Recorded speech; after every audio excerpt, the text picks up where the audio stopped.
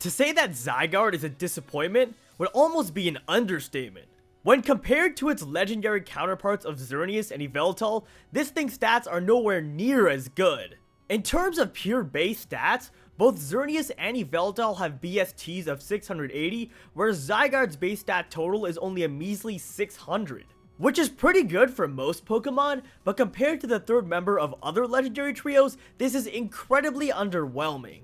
Fortunately, however, this is almost definitely about to change. Last fall, Game Freak released 4 all-new forms for Zygarde, including a perfect or complete form, which is undoubtedly going to give Zygarde a much-needed power-up. More interestingly, after doing some research on the mythology behind Zygarde's concept, I found out some rather interesting things about these Zygarde forms, which I think shed light on the story for a potential Pokemon Z. Or whatever they end up calling the next Kalos Pokemon game or games. So without further ado, let's go ahead and get straight into this theory.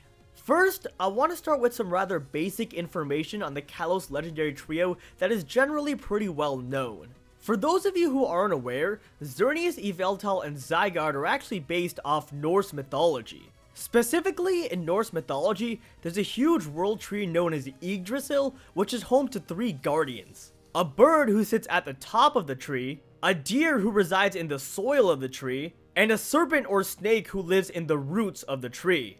And for those of you who haven't guessed it yet, Yveltal is based off the bird, Xerneas off the deer, and Zygarde off the snake. Which is why Xerneas, Yveltal, and Zygarde are commonly referred to as the Yggdrasil trio. However, there's one more interesting bit of information that I discovered, which actually hints that the Zygarde forms are based off of Loki's children. Credit for a good chunk of this information goes to 4,000 Lux of Reddit, by the way. I'll leave a link to the full post of this down in the description in case you guys want to check it out. Now, as I'm sure most of you know, Loki is a famous god from Norse mythology. Loki had 3 children, Fenrir, who takes the form of a monstrous dog, Jormungandr, who takes the form of a massive snake, and Hel, who's a half-blue, half-red flesh-colored humanoid that presides over the realm of the same name. Well, in case you haven't guessed it yet, Zygarde's 10%, 50%, and complete forms are supposed to be analogous to Fenrir, Jormungandr, and Hel, respectively. Moving on, let's go ahead and take a closer look at the second child of Loki, Jormungandr. Now, as I previously mentioned, Jormungandr is a massive snake, but moreover, he's actually so massive, it said his form encircles the entire world. In addition, Jormungandr keeps the world in order. It's said that the day he lets go, the world will end. So, in many ways, Jormungandr can be seen as representative of balance and order. Also, I'd like to note that the end of the world mentioned here is a reference to Ragnarok, which is essentially the destruction and eventual rebirth of the entire world in Norse mythology. Next, let's talk about Hel. First of all, Hel is supposed to be colored half blue on one side and half flesh on the other. Which is very, very interesting, since if you look at complete form Zygarde, it's actually the exact same way. It's got a blue colored appendage on one side and a red colored appendage on the other, just like Hel is half blue, half red. In addition, Hel is said to receive a portion of dead souls, and is in a sense the person who regulates the passage of the dead to the realm of Hel. Thus, Hel can also be seen as someone who maintains balance and order, specifically in the realm of the dead. Finally, it's said that Hel will play an important role in Ragnarok. So, I'm sure all of you guys are asking yourselves at this point, what the hell does all of this mean? Well, for starters, given that both Jormungandr and Hel are beings who maintain order, I think Zygarde is also a being who maintains order. Which makes a ton of sense, considering the fact that Zygarde and Complete Zygarde specifically are Pokemon dedicated to protecting and maintaining the ecosystem. It's common knowledge that Xerneas embodies life, while Yveltal embodies death, so my theory is that Zygarde embodies order and balance. Hel is supposed to represent a perfect balance between life and death, being half dead flesh and half living. Similarly, Complete Zygarde contains a balance of the colors from both Xerneas and Yveltal, so it can also be seen as a balance between the extremes of life and death. More importantly though, we absolutely need to address this Ragnarok business. Now, as I mentioned, both Jormungandr and Hel will play important roles in Ragnarok, and given their connection to Zygarde, this is something we can't ignore. Clearly, there's some sort of connection between Zygarde and the potential end of the world. Now, for those of you who recall, in X and Y, Team Flare tried to use the ultimate weapon to basically destroy all life in the world and create from ashes a more beautiful world. What's interesting about this is that Ragnarok is almost the exact same thing in concept as what Team Flare tried to do.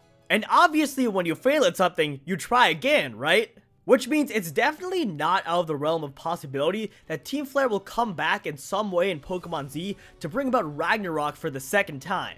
Delving a little bit deeper into the concept of Ragnarok here, Ragnarok is an inevitable battle foretold in Norse mythology that results in the death of many figures and the ultimate destruction of the world. However, after this destruction, it is said that the world will, and I quote, resurface anew and fertile, the surviving gods will meet, and the world will be repopulated. So in light of all this, here's the first part of my prediction. The plot of Pokemon Z will be centered around someone, most likely a person associated with Team Flare, attempting to capture and possibly defeat Zygarde in order to bring about the end of the world, a Pokemon equivalent of Ragnarok. In Norse mythology, Jormungandr, who's analogous to Zygarde, keeps the world in order by encircling it.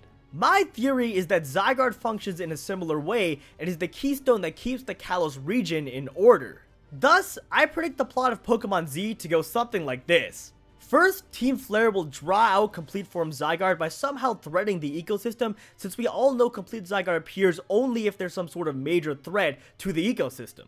However, this threat will of course only be a ploy to bring out Complete Zygarde, at which point Team Flare will attempt to capture and or defeat Complete Zygarde, which will throw Kalos out of balance. Your job as the player will be to stop Team Flare and free Complete Zygarde. But, and this is where the second part of my theory comes in, what if Team Flare actually succeeded in completing their goals and bringing about Ragnarok? And the reason why I say something like this is that Ragnarok is described as an inescapable event that will happen eventually regardless of the circumstances. Which means that if what Team Flare is trying to do is the Pokemon equivalent of Ragnarok, then it's ultimately inescapable. They might have failed the first time around, but this second time around, Ragnarok is unavoidable. Now, don't mistake this for me saying that I think all life in Kalos is going to end as a result of Team Flare's plans, but what I do think is going to happen is that the Kalos region is going to be reborn in some way. So, I guess you could say only part of the Ragnarok myth is gonna come true. Perhaps Team Flare capturing Zygarde results in some crazy change to the world of Kalos and the essential rebirth of the region. One complete shot in the dark theory I have is that a lot of people have been speculating that there's a secret southern part of Kalos that we'll be able to go to in Pokemon Z, so what if Team Flare bringing about Ragnarok changed Kalos in such a way to give us access to this area? I realize that all of this is pretty abstract and super general, but all I'm trying to say is that I think Team Flare will partially succeed in executing their plans, but somehow things will not go completely according to what they expected, which will result in a major change to the Kalos region. In the past, when evil teams have experimented with legendary Pokemon, unexpected things have happened, so why not again in this scenario? And it would be a pretty interesting twist if an evil team actually partially succeeded for once in Pokemon. Well, alright folks, that is pretty much gonna do it for this video. As always, if you enjoyed, be sure to drop me a like down below and subscribe to my channel if you haven't already for more Pokemon videos in the future.